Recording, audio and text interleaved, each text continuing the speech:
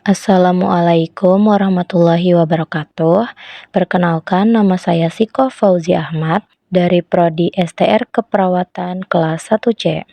Di sini saya akan menjelaskan tentang struktur dan fungsi sel. Sel merupakan unit struktural dan fungsional terkecil yang ada dalam tubuh makhluk hidup. Sel berfungsi sebagai penyusun atau pembentuk dasar struktur organisme dan melaksanakan semua fungsi kehidupan. Ada dua macam jenis sel, yaitu sel prokariotik dan sel eukariotik. Sel prokariotik adalah sel yang tidak memiliki membran inti, sedangkan sel eukariotik adalah sel yang memiliki membran inti. Baik, langsung saja ke penjelasan struktur sel.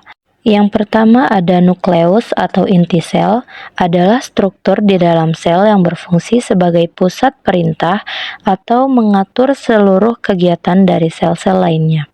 Di dalam nukleus terdapat nukleolus yang merupakan area di dalam inti sel yang terdiri dari RNA dan protein. Fungsi nukleolus adalah sebagai tempat untuk memproduksi ribosom. Di dalam nukleus juga terdapat kromatin. Kromatin adalah kompleks DNA genom dengan protein yang disebut histon, di mana setiap DNA yang terikat dengan histon disebut sebagai kromosom. Fungsi kromatin adalah sebagai pengatur dinamis proses genetik, mengatur ekspresi gen, replikasi DNA, perbaikan, dan pembelahan sel. Selanjutnya ada ribosom, yaitu organel sel yang berukuran sangat kecil dan padat yang tersebar secara bebas di dalam sitoplasma. Fungsinya yaitu untuk membentuk protein dari asam amino. Pembentukan protein di ribosom akan berhubungan langsung dengan DNA di dalam sel.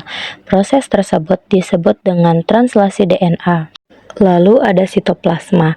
Sitoplasma adalah cairan di dalam sel manusia yang mengelilingi nukleus. Bagian sel ini juga menjadi tempat berbagai organel sel. Semua fungsi untuk pertumbuhan dan perkembangbiakan sel dilakukan di sitoplasma. Lalu ada sentriol.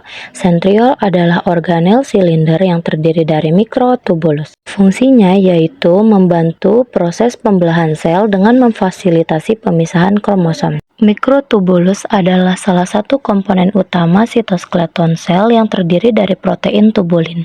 Fungsinya sangat beragam, diantaranya sebagai pendukung struktural dalam sel. Dan ada fungsi lain seperti penyusun sitoskeleton terbesar, pergerakan kromosom dalam pembelahan sel dan pergerakan sel, struktur supporting bagi fungsi organel lainnya, sarana transport material dalam sel, dan mempertahankan bentuk sel. Lalu ada lisosom.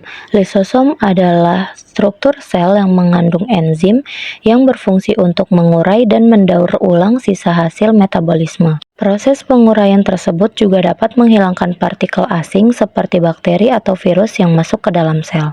Selanjutnya, filamen intermediate merupakan bagian dari kerangka sel yang memiliki diameter antara 8 hingga 12 nm. Lebih besar daripada diameter mikrofilamen, tetapi lebih kecil daripada diameter mikrotubula. Fungsinya sebagai penyokong struktural maupun pergerakan sel. Mikrofilamen adalah jaringan serat protein sitoskeleton terkecil yang berfungsi sebagai jalur untuk pergerakan protein motorik yang disebut miosin atau pembentuk filamen. Jenis protein yang menyusun rangka sel mikrofilamen adalah aktin. Mikrotubulus, filamen intermediate, dan mikrofilamen merupakan sitoskeleton, yaitu kerangka sel. Selanjutnya ada peroksisom. Peroksisom adalah salah satu jenis organel sel yang terbungkus membran tunggal dari lipid dan mengandung protein penserap atau reseptor. Peroksisom berfungsi untuk menurunkan oksigen yang berada dalam sel dan melakukan reaksi oksidatif. Selanjutnya ada retikulum endoplasma. Retikulum endoplasma bertugas untuk memproses dan memindahkan molekul yang dihasilkan di dalam sel. Organel sel ini terbagi menjadi dua, yaitu retikulum endoplasma yang halus dan kasar. Retikulum endoplasma halus berperan dalam pembentukan lemak dan karbohidrat, sedangkan retikulum endoplasma kasar menjadi tempat menempelnya ribosom yang berperan dalam pembentukan protein. Selanjutnya ada aparatus Golgi. Aparatus Golgi merupakan organel sel yang terletak di dekat nukleus. Organel sel ini berfungsi membantu pembentukan protein dan mempersiapkannya untuk dipindahkan keluar sel. Lalu ada mitokondria. Mitokondria merupakan organel sel yang bertugas dalam proses metabolisme, yaitu mengubah makanan menjadi sumber energi. Dengan energi tersebut, sel pun dapat bergerak maupun beraktivitas untuk menjalankan fungsinya. Flagella adalah filamen protein uliran atau helikal dengan ukuran panjang dan diameter yang sama. Flagella berfungsi sebagai organel penggerak dan membantu sirkulasi dalam pengumpulan makanan organisme. Dan yang terakhir ada membran plasma.